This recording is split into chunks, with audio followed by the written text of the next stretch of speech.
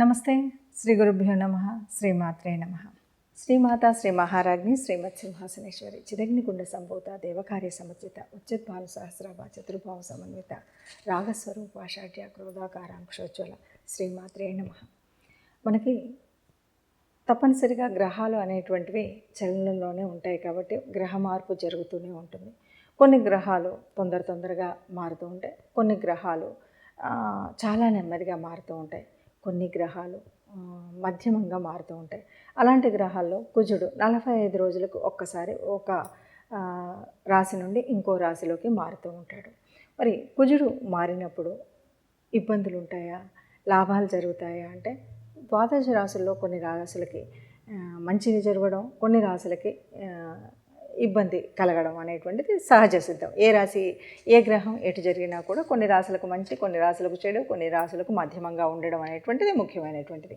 ఆ రకంగా చూస్తే మరి ముందుగా కుజుడు సంచారం వల్ల మరి ఏ రాశులు లబ్ధి పొందుతాయి ఏంటి అన్నది పక్కన పెడితే అసలు కుజుడి లక్షణాలు కనుక చేసుకుంటే కుజుడికి కోపం, గొడవ, ఒక రకమైనటువంటి వీరత్వం, సైన్యాధిపతి అంటూ ఉంటాం సహజంగానే. ఆ లక్షణాలన్నీ ఉంటాయి. కుజుడు బాగుంటే ఇవన్నీ బాగుంటాయి, మంచి ఉద్యోగాలు సైన్యంలో ఇట్లా ఉంటాయి. అలా కాకుండా ఉంటే కొన్ని యాక్సిడెంట్స్ ఇలాంటివన్నీ జరిగేటువంటి పరిస్థితి ఉంటుంది. అయితే వీటిని ఈ దృష్టిలో కనుక చూసినట్టయితే మరి కుజుడు బాగా లేకుండా ఉండేటట్టు అంటే మనం చాలా వరకు కుజుడు అనగానే మనం ఎంతసేపు కుజదోషం ఇక్కడి వరకే చూస్తూ ఉంటాం. కుజదోషం వేరు, అది ఉన్నటువంటి గ్రహాల స్థితిని బట్టి. అలా కాకుండా కుజుడు ఈ సంచారం మూలంగా ఒక్కొక్క రాశిలోకి వెళుతూ ఉన్నప్పుడు జరిగేటువంటి పరిస్థితి అలా చూస్తే కనుక మకర రాశిలో నుండి మళ్ళీ ఆయన ఇంకో రాశిలోకి కుంభరాశిలోకి వెళ్ళాలి అంటే 45 రోజులు ఇక్కడ ఉంటాడు. ఈ 45 రోజుల కాలంలో మిగతా గ్రహాల వారికి, మిగతా రాశుల వారికి ఎలా ఉంటుంది అన్నది మనం చెప్పుకునేటువంటి ప్రయత్నం చేద్దాం. అయితే ఒకటి, కుజుడు బాగున్నప్పుడు భూముల విషయంలో వీటిలో బాగా కలిసి వస్తుంది అంటారు. రియల్ ఎస్టేట్ విషయాల్లో బాగా వస్తుంది. ఒకవేళ యోగించకపోతే, ఒకవేళ బాగా లేకపోతే వీటి వల్ల నష్టం వస్తుంది. కాబట్టి ఈ విషయంలో మనం జాగ్రత్త తీసుకోవడం కోసమే మనం చేసేటువంటి ప్రయత్నము కుజ సంచారం ఎక్కడెక్కడ ఉంటే ఎవరికి ఎలా ఉంటుంది అని చెప్పుకునేటువంటి ప్రయత్నం మనం చేస్తామన్నమాట. అయితే మొదటి 14 రోజులు తర్వాత అంటే మకరం నుండి కుంభంలోకి వెళ్ళినప్పుడు వేరుగా ఉంటుంది. కాబట్టి మొదటి 14 రోజులు ఎలా ఉంటుంది, తర్వాత ఎలా ఉంటుంది అంటే మకర రాశిలో ఉన్నటువంటి వాడు ఫిబ్రవరిలో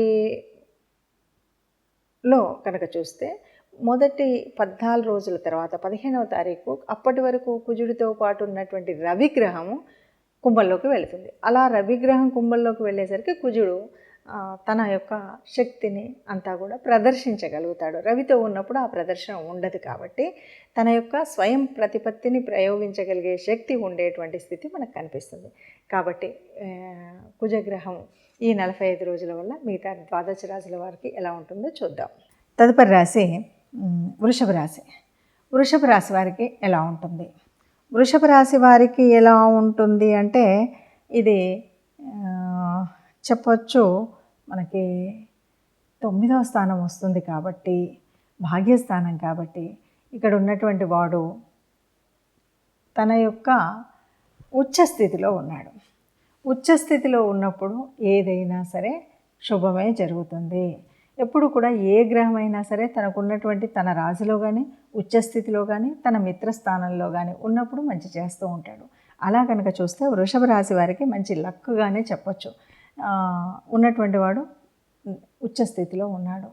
కొన్ని గ్రహాలతో కలిసినప్పటికీ మొదటి 14 రోజులు కొద్దిగా అటు ఇటుగా ఉన్న తర్వాత 30 రోజులు చెప్పాలి అంటే బాగా ఉంటుంది వృషభ రాశి వారికి అని చెప్పచ్చు. ఎందుకు అంటే మొదటి 14 రోజులు రవితో కలిసి ఉన్నాడు. తర్వాత రవి మరి కుంభంలోకి వెళ్ళిన తర్వాత స్వయం ప్రపత్తి కనపడుతుంది కాబట్టి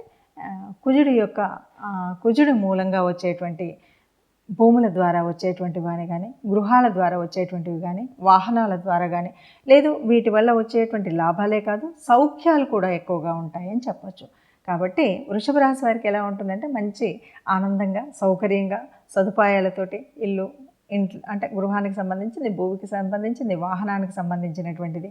అలాగే ఉద్యోగ స్థానంలో ఉండేటువంటి వారు కానీ, ఉద్యోగ ప్రయత్నాలు చేసేటువంటి వాళ్ళు కానీ, ముఖ్యంగా వీళ్ళంతా కూడా ఒక రక్షణ విభాగంలో ఉన్నటువంటి వారికి చాలా ఉన్నతిగా ఉంటుంది. అలాంటి ఉద్యోగాల కోసం ప్రయత్నం చేసేటువంటి వారికి మంచి అవకాశంగా ఉంటుందని చెప్పొచ్చు. మరి ఇప్పటి వరకు చెప్పుకున్నటువంటి దాంట్లో మీరు చూడగానే ఇది భయపడిపోయి, అయ్యో కుజుడు బాగలేదు, ఈ 45 రోజులకు నాకు నష్టం అని కుజుడు అనుగ్రహం లేనటువంటి వాళ్ళు కానీ, కుజుడు తన నీచ స్థానంలో ఉన్నటువంటి రాశుల వారు కానీ అనుకోవడానికి వీల్లేదు.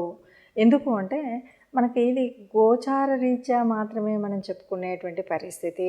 మీకు మీ జన్మజాతకంలో ఎలా ఉందో ఆ గ్రహాల యొక్క స్థితిని బట్టి, ఆ గ్రహాల దశ నడుస్తున్న దశను బట్టి, నడుస్తున్నటువంటి అంతర్దశను బట్టి, అంతేకాదు గ్రహాల యొక్క యుతి, దృష్టి, వీటన్నింటి యొక్క ప్రభావం ఉంటుంది. ఇవన్నింటిని దృష్టిలో పెట్టుకుంటే తప్ప మనకి ముందుకు వెళ్ళలేము. కాబట్టి ఏదో ఇలా చెప్పారు కాబట్టి ఇంకా నాకేమీ అంత అంటే ఏదో కుజుడు నాకు నిజ స్థానంలో ఉన్నాడు, కుజుడు శత్రువులతో కలిసి ఉన్నాడు, ఇలాంటి భావన మాత్రం అస్సలు పొందకండి. ఇదంతా కూడా కేవలం 30-40% గోచార రీత్యా ఉండేటువంటి ఫలితం ఉంటుంది. ఈ 30-40% ఉన్నప్పుడు మరి ఎందుకు చెప్పుకోవాలి అని అనకండి.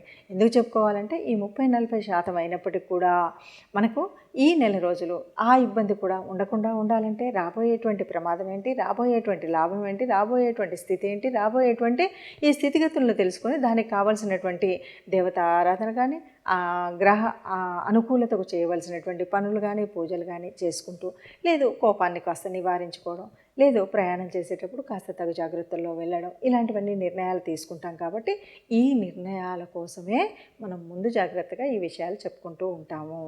అలా చెప్పుకుంటూ మరి ఏం పరిహారాలు చేద్దామో చూద్దాం. కుజగ్రహం అనగానే ఇది భూగ్రహం. ముఖ్యంగా కుజగ్రహ దోషాలు ఉన్నప్పుడు మనం మంగళవారాలు పూజ చేయడము, అలాగే కుజుడికి అధిపతి అయినటువంటి వాడు మరి సుబ్రహ్మణ్య స్వామిని ఆరాధించడం, ఇవి చేస్తాం. గ్రహాలు అంటే కుజుడు మనకు యోగించకపోని ఈ 45 రోజుల కాలం కనుక మనం సుబ్రహ్మణ్య స్వామి ఆరాధన చేసిన, ఏదైనా సరే ఎవరికైనా దానం ధర్మం చేసేటప్పుడు కందిపప్పు ఇలాంటివి దానం చేసిన, ఎర్రటి వస్త్రాలు దానం చేసినా మనకు అనుకున్నటువంటి ఫలితం ఉంటుంది. అయితే ఇక్కడ మహాదశ అంతర్దశలు కూడా వీటికి కనెక్ట్ అయినప్పుడు ఉండేటువంటి పరిస్థితి ఒకలాగా ఉంటుంది, లేనప్పుడు ఒకలాగా ఉంటుంది. అలాగే ఇప్పుడు మనం చెప్తున్నటువంటి దానికి త్రికోణాధిపత్యం ఏదైనా వచ్చినట్టయితే వేరేలాగా ఉంటుంది. అంటే 159 లాట్స్లో కనుక కుజుడు ఉన్నప్పుడు మంచి చేస్తాడు. ఆ మంచి చేసేటువంటి పరిస్థితి వేరేలాగా ఉంటుంది. ఈ మంచి చేసినప్పుడు కుజుడు అనగానే భూమికి సంబంధించినటువంటి వాడు మంచి అంటే ఏదైనా డిసిప్లిన్కి సంబంధించినటువంటి కొన్ని ఉద్యోగాలు ఉంటాయి, అంటే రక్షణ విభాగానికి సంబంధించినటువంటి ఇటువంటి వాటిలో ఉన్నటువంటి వాటిలో ఎప్పటికే ఉన్నట్టయితే మంచి ఉపయోగాలు ఉంటాయి, మంచి వృద్ధి ఉంటుంది. అలా కాకుండా ఇప్పుడే తెచ్చుకోవాలి అన్నటువంటి వాళ్ళకి ప్రయత్నాన్ని చేస్తే కనుక మంచి ఫలితం ఉంటుంది. అలాగే భూముల వల్ల రియల్ ఎస్టేట్ వల్ల మంచిగా కలిసి వచ్చేటువంటి పరిస్థితి ఉంటుంది. అలా కాకుండా ఉన్నట్టయితే కొద్దిగా గొడవలు కోళ్ళు చిన్న పని చేసినా కూడా ఏదో ఒక దెబ్బ తగిలించుకోవడం ఇలాంటివి కూడా ఉంటాయి. కాబట్టి ఇక్కడ మనం చేయవలసినటువంటిది ఏమిటి అంటే ఇప్పటి వరకు విన్నటువంటి దాని మూలంగా మనకు అనుకూలించేటువంటి గ్రహం అయినా కాకుండా తప్పనిసరిగా గ్రహ అనుగ్రహం పొందాలి. కాబట్టి కుజ ఆరాధన ప్రతి మంగళవారం తప్పనిసరిగా సుబ్రహ్మణ్య స్వామిని ఆరాధించడం, అలాగే మనకు తోచినంత వీలైనంత ఏదైనా పేదవాళ్ళకి దానం చేయడం అనేటువంటిది, ముఖ్యంగా కందిపంపుకు సంబంధించినటువంటిది. అది కాదు ఇదేది కాలేదు అంటే కనీసం మనం గోశాలకు వెళ్ళి గోశాలలో గోమాతకి గోగ్రాసం ఇవ్వడం లాంటివి చేసినట్టయితే మనకు ఈ గ్రహం వల్ల వచ్చేటువంటి అననుకూలత ఏదైనా ఉంటే పోతుంది. శుభంగా అనుకూలత వల్ల వచ్చేటువంటి శుభ ఫలితాలు మాత్రమే వస్తాయి. ఇది దృష్టిలో పెట్టుకొని అందరం కూడా ఈ కుజ అనుగ్రహం పొందడం కోసం ప్రయత్నం చేద్దాం. నమస్తే.